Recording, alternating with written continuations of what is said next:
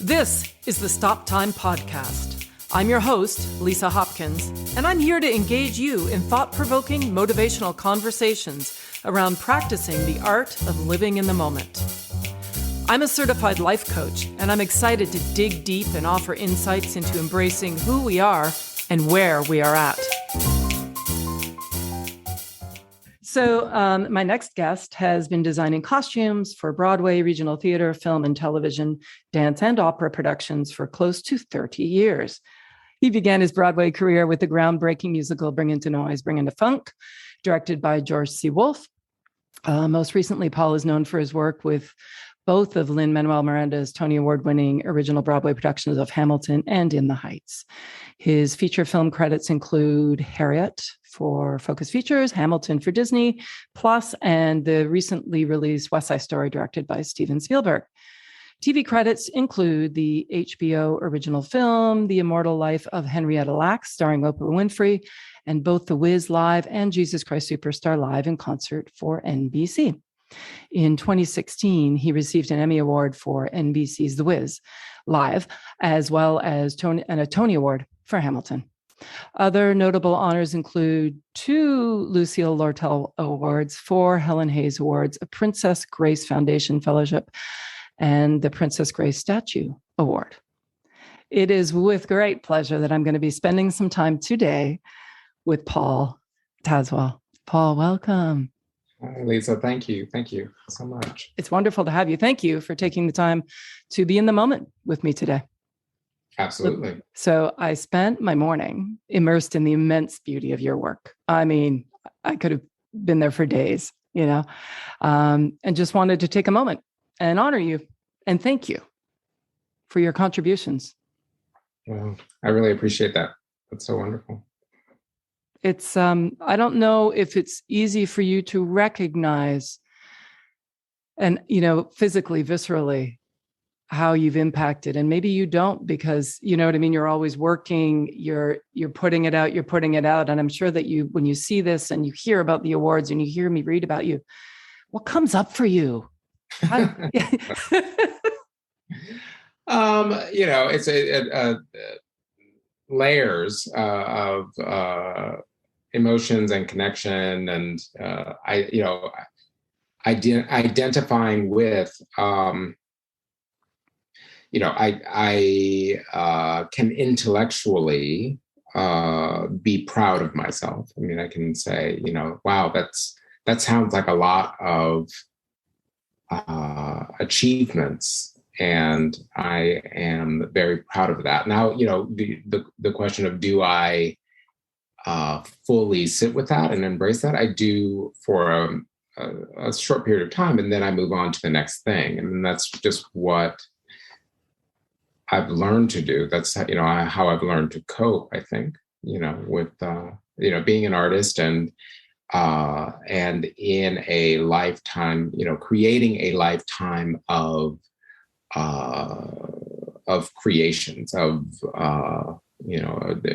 expression. There's not a lot of time that I dwell in celebrating. You realize that.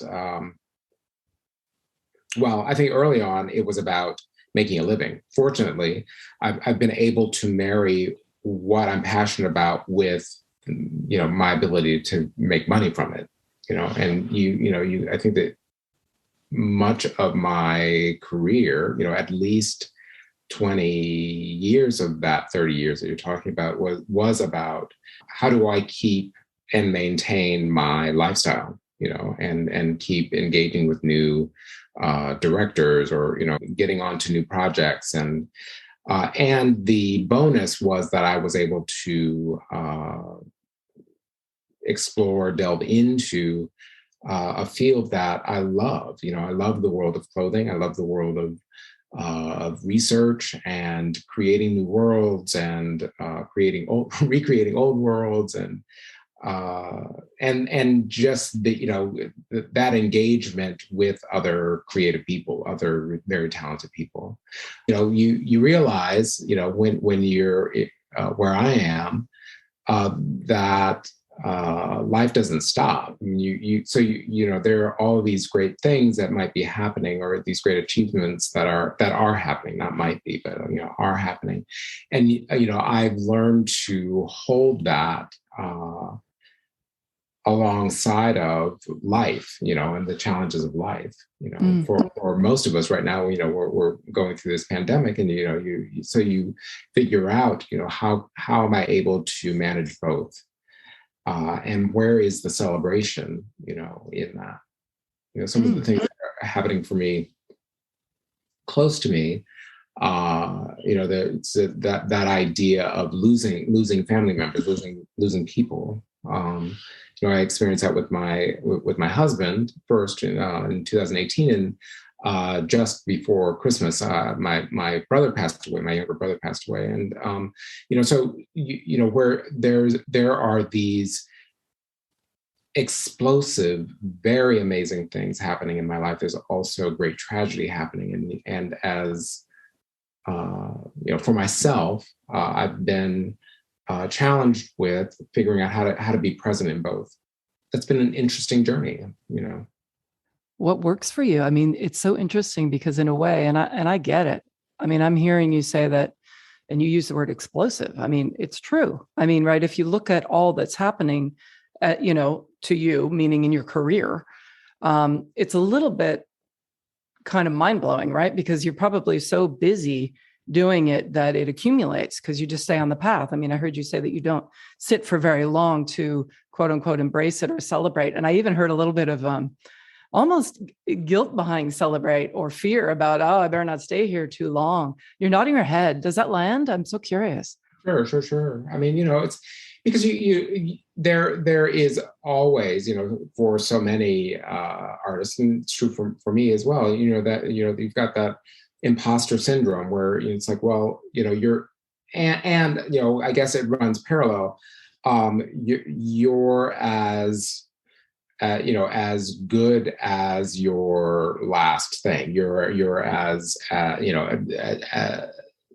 the celebration only lasts for so long until you're forgotten, or the people overall are on to the next thing. When you are focused on yourself as an artist or as a creative person, what do you do with that? So one of my coping mechanisms is to not lean into the celebration too much, and too much is in quotation marks, because it is not going to last. So if I give it less importance, then it will matter less when people have moved on, or when the energy has moved on, when the energy has changed. And I focus on something that's new. It's like, okay, great, that's done. And I've also learned to do that in small ways where, I go from show to show to show. There were times when I was designing, I might have a year of 12 shows, let's say, so for every show, you have the process of engaging with the director and the other collaborators, developing, producing, teching, and then opening. That is the birthing process of a production. And it's very exciting. It's always exciting. It's always changing. But for each of those, you celebrate it, and others, are really excited about it. Audiences are really excited about it. It gets reviewed. It might get reviewed really great. Somebody might say something really wonderful about the close. But then I've already started to think about my next project. So I am able to then set that aside. And also part of setting it aside is that brain space that that's been occupied by that production. I dump, or I leave it so that I can allow something else to come in. I have to do that, in order to be able to focus on the next thing. I have to be able to set that other aside, so I'm not worried about what didn't happen, my own personal shortcomings, where I felt like, oh, this could have been better if. That's time wasted worrying about that. It's done, it's open, and I now need to focus on the next thing. Yeah. No, absolutely. It's so interesting. I'm so curious about what I call the places where there are spaces, right? And, we think of it in art as negative space, right? If the juxtaposition of color, light, right? So that's where we realize something new, right? That's where, if we're able to reflect on it, we can then see things maybe differently or bring out something different. I'm so curious to know, like, what comes up for you in those spaces? Although they may be brief. Where I've been using the word expand a lot lately. I've had the fortune of working on so many different kinds of theater and film, but I've had so many opportunities to do what I do at a very high level.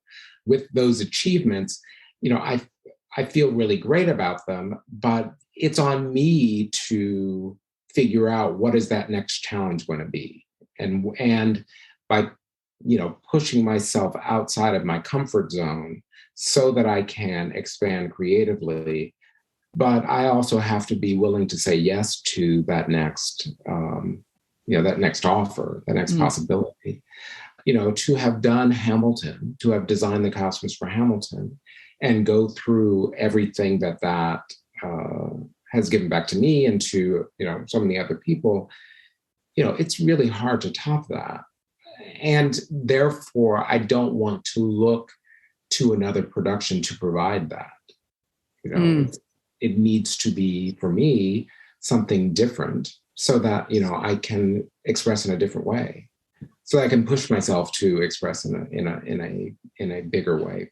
I don't know if this will be easy or hard. I'm so curious. What would you consider to be your biggest failure? Failure. There are productions where I was disappointed with because it didn't provide the opportunity that I thought it was going to provide. It might be because the writing of the piece didn't shift towards the direction that I was hoping that it would, or there wasn't enough money in the budget to be able to achieve what I was, and support what I was hoping that the design might be. So my idea needed to be compromised in order to achieve that. And then, with each of those, my engagement with that piece can shift. It might, I might pull away, because I can see in front of me, because with enough experience, I can say, okay, well, this is not going to provide the artistic expression at the level that I was hoping for. So I'm going to pull back on this. Or, when it's been good, when it's been a positive experience, I've been able to find some other engagement with the piece.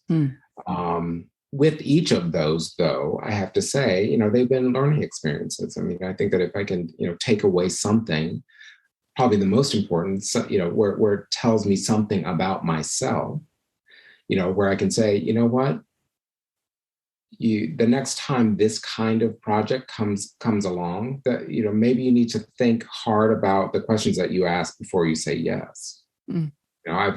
It's all of those, those times where I've said yes too quickly. And some of that was because I needed the job, Sure. Or I felt like I needed the job. And the fear of not having work or not getting work in the future fueled the yes. And that is not necessarily, that's probably not the best way of making that decision. Yeah. Maybe I have a distorted relationship with the word failure, but I think, and maybe I just try to avoid it. It's like, yeah. It sounds like, if I'm hearing you correctly, that you said you pull back when your expectations aren't met. So you go in kind of wholeheartedly, hoping that it's going to, either A, I need the job, or B, this could be good. And then it sounds like, if I heard you correctly, that you said, but then when I realize that's not the case, I pull back when my expectations are not met, and then my engagement is less. Is that fair to say? Is that? Yes. And that, yeah. I mean, that's what happens. Now, what happens right after that, after you pull back, then, or for me, I think that then becomes the question, within myself, do I find a way to re-engage? I think that's, that could be huge. Yeah. Because it's on different terms then. Mm-hmm. It is potentially with more clarity. That process of saying yes for creative people, for me, definitely, it's charged with, it could be about guilt, a lot of shoulds. Yeah. So, in the process of re-engaging, however long that takes, and for whatever reason, it's on my terms. Yeah. And so that makes it a positive. Yeah. As opposed to because someone wants me to, and that feels good to be wanted. And so I'm going to say yes because it shows that, I'm just honoring the want, and not that, I'm not honoring myself and how I feel about the work. Yeah, that's a really brilliant distinction, right? Because when it comes to engagement, especially discretional engagement, which is what you're talking about there, right? When everything's not perfect and you're still going to do the gig, whatever it is, you signed up for it. Chances are you're not going to quit, right? That's not who you are. So you have these choices, right? You have the choice of disengaging, which is actually in the end more difficult energetically to participate in the same thing that you were going to do anyways, with any kind of negative energy taking away from what could be used and what is necessary when things aren't ideal to move forward through it and then learn the lesson from. Right. Absolutely. Yeah. Because I really believe that the way we do anything, one thing is the way we do everything. I could ask you, where else in your life, aside from your career, do you pull back when your expectations aren't what you hoped they would be? Mm-hmm. Mm-hmm. Yeah. Where do I see it in other places in my life? Yeah. I mean, that's, I'm sure there's a lot there. For sure. I listened this morning over a coffee to your 2018 commencement speech. Oh, wow. Yeah. So it was your alma mater, right? North Carolina School of the Arts. That's right. What was that experience like for you? My school experience, or no, you're giving the speech. It was amazing. It was my husband Michael was he was my in-house editor and cheerleader and coach, and so he helped me to format what I was getting ready to say, or what I did say. So when I think about that, is very, very dear for me. Having the opportunity, being asked to give back in that way was beautiful, because that institution, talk about providing space. It provided space for me and support for me to mature, to grow up, to transition from being a teenager to being, in my 20s, and going from, wanting to be a performer to really embracing being a designer, and therefore setting me on to the path of, of everything that I've done for the last almost 30 years. Yeah. So, I spiritually feel I owe the energy of the institution. Now that is made up of many different people, many different players, and all of those people that were in school at that time, at all the, in all the different years, and what that institution was about then. It's, I think that it is about, much that is similar, but much that is different now.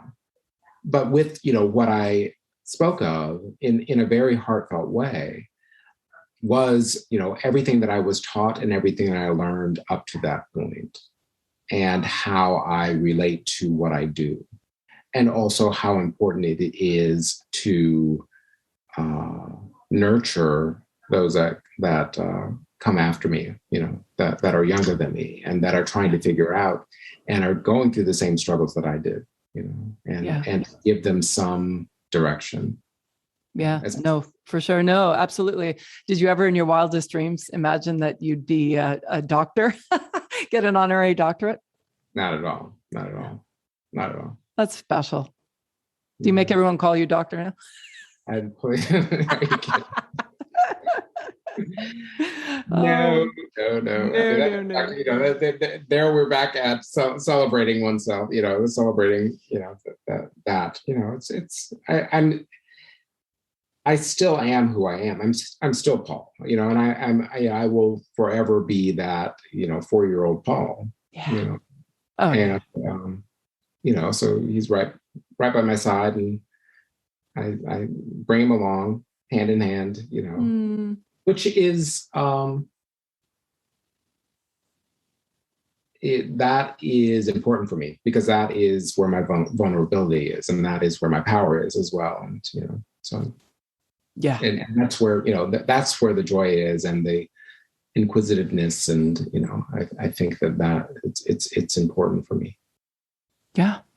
No, absolutely. It's so interesting, because I was going to ask you, and this seems like a good segue. I was going to ask you, if you could tell younger Paul, something that you think he would want to hear that now, that you would have liked to have heard then, what would you be telling him?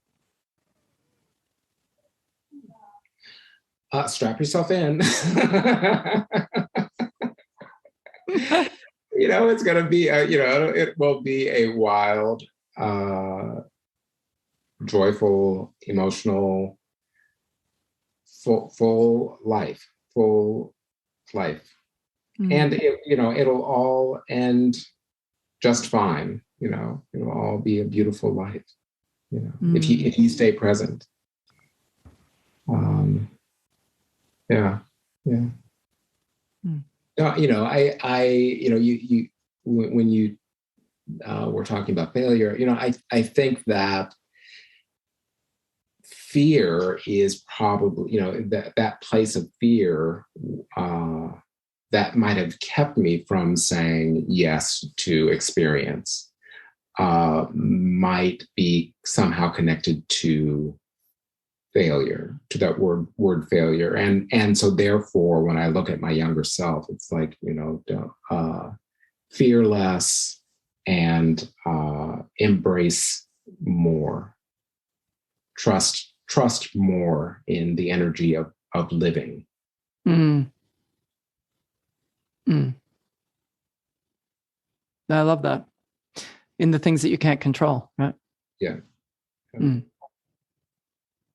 What's your definition of living in the moment? Being quiet and open, seeing, feeling, and loving the moment. That I think that if I can turn on all of those at the same time, then I think that it moves towards being in the moment. Mm. How often do you experience it in your life? I'm definitely not a master at it. I it's more important to me now than it was. Probably before I experienced the death of Michael. Not enough. I'm not, I'm not in the moment enough, but I work to be in the moment. Why is it important to you? I think that it connects me to what I really, where I really am, what I really value, what I really want to be, how I really want to be seen. how to positively engage with life and all that life has to offer. That's why it's important. Yeah. I mean, you're such a giver as an artist, right? I mean, there's so many different ways of looking at it, right? Someone could look at you and you saying, I did 10 shows, blah, blah, blah, blah, and they could totally interpret that in their own way, looking in the mirror at themselves, right? But, the way I see it, especially the way it's expressed through you, is that, you're giving. Yes, you're working, but you're giving of yourself. I mean, it happens to be your job, so it sustains you. So it's the intersection of those two things on the one hand is absolutely a gift, right? I mean, isn't it the dream? But on the other hand, I'm hearing, and I've heard it from many successful folks, that it's also their Achilles heel. Yeah. I mean, that you have, have to really put your finger on it. I mean, that is where so much of my joy comes is in that engagement and in working with other very talented people and creating things together, and performers and directors, and and we're all in there in the sandbox, literally and figuratively, making this thing happen, this moment happen. That's where I thrive. That's where I figured it out early on that was the most joyful way for me to create, and I've stuck with it. Yeah. No, absolutely. In the speech, actually, when you it really moved me. It was so clear when you spoke about your collaboration with Lin-Manuel Miranda on Hamilton that you were profoundly moved by, as what you said, being invited, right, to go on the ride. Yeah. And still, to this day, it was life-changing. Yeah. The process of creating of birthing that production of Hamilton, and then also, since then, how it has, it's the ripples of, of water, when the pebble hits, and, how it's touched other people's lives and made a difference. And how did it touch your life? I completely understand and agree with you that Hamilton is, has transcended all of us and all its creators and all of that and become its own, beautiful force. But how did it touch you personally, the experience of working on it? It is the production that I can say it defines how I design and my experience of design up to that point. All of the other productions that I had been asked to do, and all of the the periods that I have engaged with, whether it's contemporary or 18th century, and all the periods in between, those productions allowed for me to understand what was necessary in how we were going to interpret Hamilton, the costumes for Hamilton, So all of that experience, it gave me the confidence to make choices in the way that I made choices for Hamilton. As well as, and this is, just as important, the camaraderie, the trust that was created on In the Heights with that group of creators, with Lin-Manuel Miranda, with Thomas Kail, the director, with Andy Blankenbuehler, Hal Binkley, who was the lighting designer on In the Heights as well.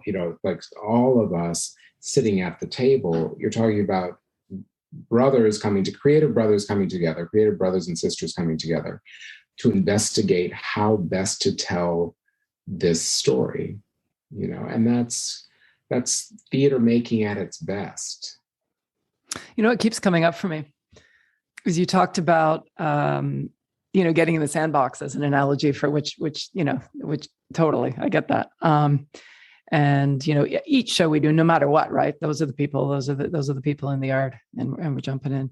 And then I'm reminded in my research of you somewhere where you said that you talked about your childhood and how you were not included, how you were sort of ostracized So it's really interesting. What's the interplay there between, like what you just described sounded like you met this gang, the creative team, when you did In the Heights, and you were like, with the cool kids, and then they're your posse basically, right? So what comes up for you when you're reminded of your painful childhood?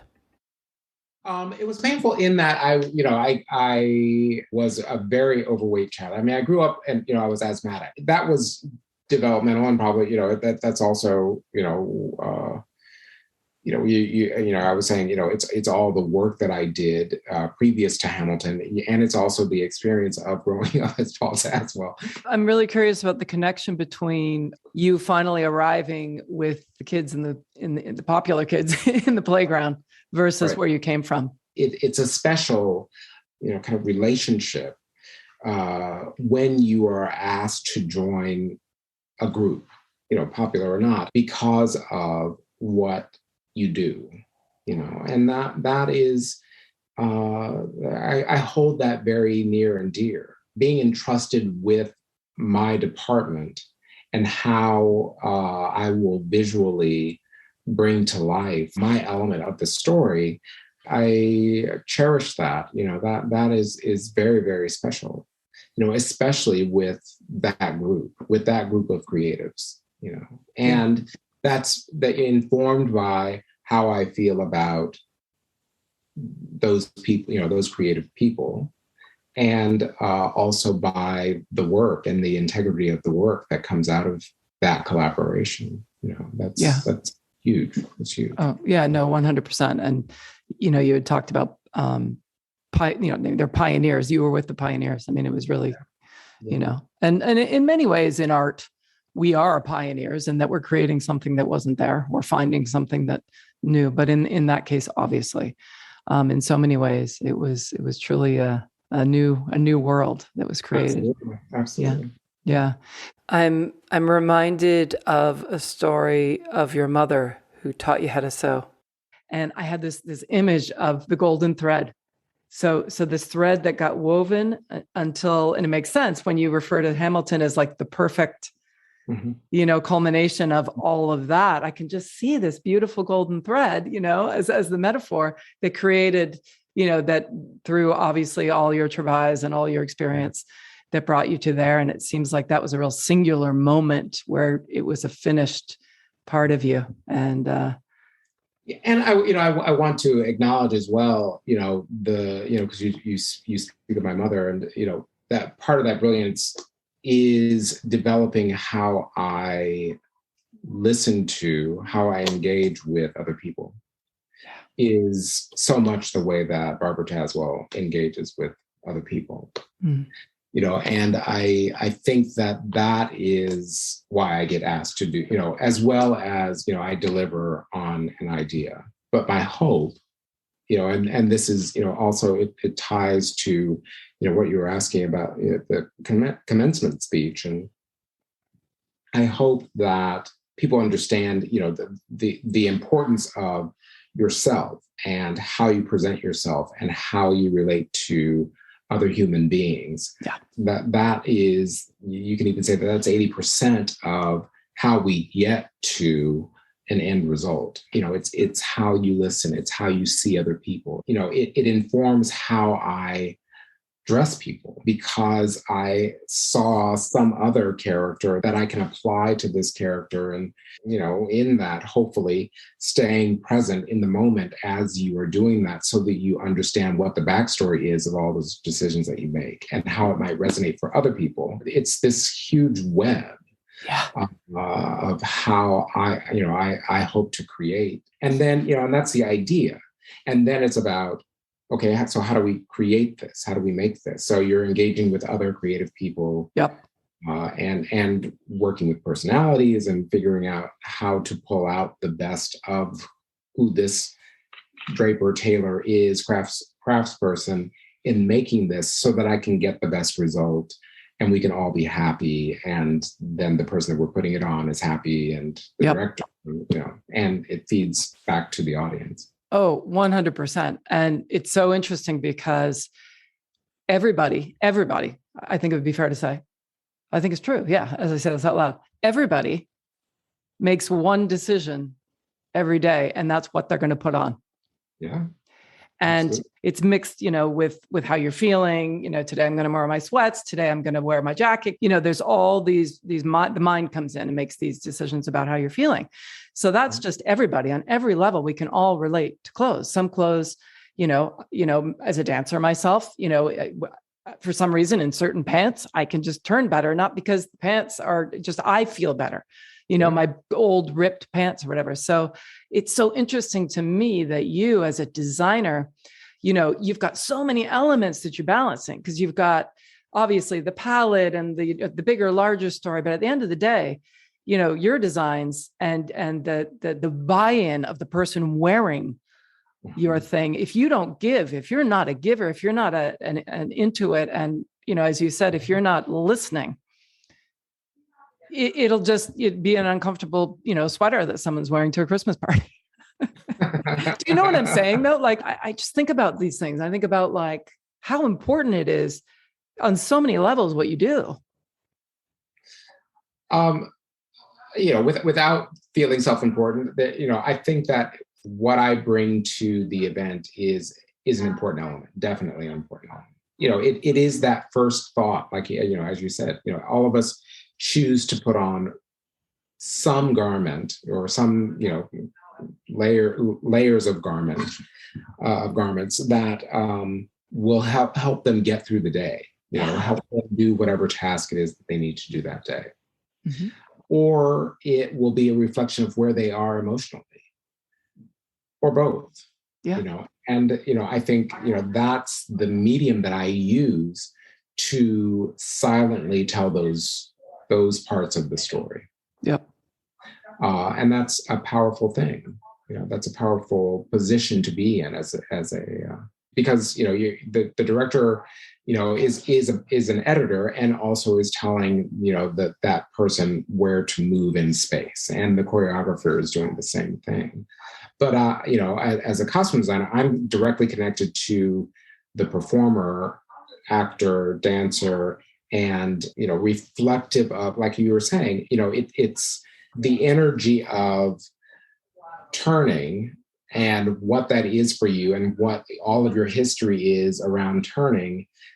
It becomes somehow informed by the clothing that you're wearing, and more. But a huge element of that is the confidence, or the sexiness, or the whatever that might be. Yeah. It's because of the decision that I make. Yeah.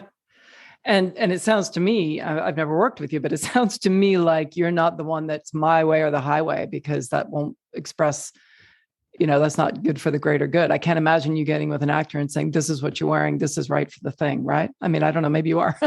Maybe you are a diva, I don't know. No. Yeah, that doesn't work for me. I mean, it just, I've never, and it's also, it is a difficult place for my personality to go there. But, I have learned to stay flexible, and within that, within the flexibility to be specific, and, to have good arguments for why I believe it should be something, or whatever I've chosen. Yeah. And also be confident about the fact that I've got many ideas. I have many, many ideas for this one problem. And if we can agree on one of the solutions or two of the solutions, then we're ahead of the game. We can start to work, we can start to play. Yeah. Absolutely. In my work, I that's the win-win perspective, right? When you're at that frequency, it's like everything is a gift and an opportunity. So when something doesn't work, you go, cool, that's okay. That game doesn't work. Let's play another game. Let's go. Yeah. No, that's brilliant. I love that. What would you do? What would you do if for whatever reason you couldn't do what you do? Like what would you do? I would pursue being a performer, probably. But I don't know what that would have become. I don't know if I would be acting right now, if I had chosen a different path. I studied for a year in fashion design, and I found that I didn't particularly like the community of fashion design. It was just, where I was at that time when I was 18. But I might have grown to really embrace it, and find my place in that. Yeah. In one way or another. I've always been interested in painting, and being that, a solo artist, and expressing in that way. And that's something that I feel like I can always lean into as a way of expressing. Yeah. And also, space, designing space and designing interiors of space. And, that's been another way. Yeah, that's very cool. What do you know will be true about you no matter what happens? No matter what happens, I will love and I will be okay. You and young Paul. That's beautiful. I love that. I have such a beautiful image of the two of you. Like everything will be all right. And guess what? You're going to be by my side. So yeah, that's beautiful. That's so beautiful. That's so beautiful. How do you want to be remembered? I hope that I will be remembered as someone who was generous with my time and with my creativity, with what I, was put here to do, that I was, embracing of many, many people, as many people as I could hold, could manage, and, I hope that I'm remembered for living in a large way, on a large scale. Can you finish this phrase? Mm-hmm. Most people think Paul Tazewell is, but the truth is. Most people think Paul Tazewell is reserved and pensive. And Paul Tazewell is really giggly and joyous. I love that. Yeah. I love that. Why do you think people don't see that? I don't know. I can see that. Mm-hmm. There it is. It is soon into meeting me, or becoming a friend. That's when you see it. That's when I feel safe. Yeah, fair enough. Yeah, 100%. So just as we're wrapping up here, I do a little thing where I call it "What Makes You." So I say "What makes you," and then I say a word, and you say what comes to mind. Okay. Okay. Cool. So, what makes you hungry? Is this about food or is it about work? Whatever you want it to be. Great. Seeing somebody else's achievements. So imagining the possibility. And also seeing beautiful food. Yeah. What makes you sad? Losing people I love. Yeah. What inspires you? So many things. Everything beautiful. A new project. What frustrates you? No. No. Yeah. Love that. Boundary. Yeah. Why does that frustrate you? Well, a boundary that is non-negotiable. That's what. Got it. Boundaries without understanding. Yeah. Totally. So you'd be okay with the boundary, but not just the no. Yeah, boundaries are that they're very healthy. Definitely. No. That's a different kind of. Yeah, no, understood. That makes perfect sense. What makes you laugh? So many things. Children, dogs, and puppies, and being with family, people I love. Yeah. What makes you angry? Injustice. Yeah, things that are not fair. Mm-hmm. What are you grateful for? I'm so grateful for life. I'm grateful for my talent and abilities. I'm grateful for the people in my life, experience. Yeah. Yeah. And what would you say are the top 3 things that have happened so far today? I've had an opportunity to express a part of myself that I don't usually get, and I really appreciate that. I had the opportunity to meet you, and I really appreciate that. Grateful for that. And I'm just grateful for being able to take time, be present with myself, and take that time. I love that. And what are you most looking forward to, either today or in the bigger picture, whichever one resonates with you more? Continuing on the journey. Hell yeah. Yeah. Paul, it's been such a pleasure speaking with you today, really. Me as well. I really, really appreciate you taking the time to be with me today. I've been speaking with Paul Tazewell. Thanks for listening. Stay safe and healthy, everyone. And remember to live in the moment. In music, stop time is that beautiful moment where the band is suspended in rhythmic unison, supporting the soloist to express their individuality. In the moment, I encourage you to take that time and create your own rhythm. Until next time, I'm Lisa Hopkins. Thanks for listening.